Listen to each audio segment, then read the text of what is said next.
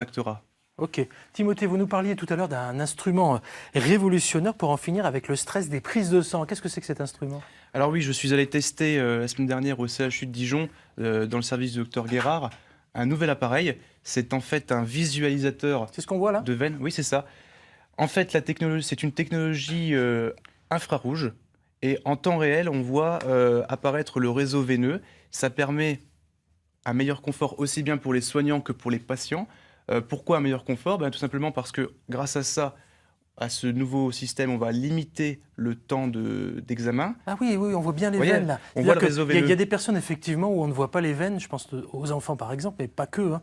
Il y a beaucoup de personnes à qui on ne voit pas les veines et là effectivement elles se dessinent. Et D'accord. pourquoi le CHU de Dijon s'est équipé de cela? Parce que dans les CHU, vous savez, donc le CHU, c'est le centre hospitalo-universitaire. On a souvent des cas un peu plus compliqués qu'en ville. Puis rayonne Et, sur la Bourgogne-Franche-Comté, et attention. ça Hein. rayonne sur Ah toute oui, la oui, oui. Bourgogne-Franche-Comté. C'est un centre de référence. Et on a souvent des cas difficiles, des patients hospitalisés en pédiatrie ou des patients qui ont des abords veineux très compliqués à trouver. Donc clairement, c'est vraiment exceptionnel. Moi, Eh ben, on en reparlera, parce Oui. que c'est tellement exceptionnel qu'à mon avis, on va en reparler dans les mois ou dans les années à venir. Sur cette machine, elle porte un nom, cette machine, ou pas? Ça s'appelle le visualisateur de veines. Ça a un nom en D'accord. anglais. Voilà. Ouais, on va Et oublier le nom en anglais, alors. je Hein. vous dis, dans quelques années, ça sera un plaisir de Très faire bien. une prise Bon, de on pourra sang. dire, la première fois, c'était sur France 3.